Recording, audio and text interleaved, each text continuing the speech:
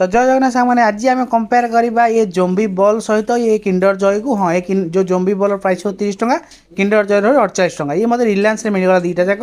आपड़ तो अलग जगार भी पाई जाई पारे। तो फास्ट किंडर जॉय को खोलिबा। या भीतर चॉकलेट देखुं पूरा टेस्टी या चॉकलेट समस्त खाई आ समस्त जानते छुआ मान बहुत बढ़िया माने फेवराइट। आ ये है यार खेलना। तो ये मैनुआल मैनुआल जो थे कि बोधे हाथी अच्छी। हाँ हाथी अच्छी या जोड़िकी देखा। हाथी पूरा स्ट्रंग अच्छी, बढ़िया मटेरियल अच्छी। आ हाथी मुंड हलाऊँ।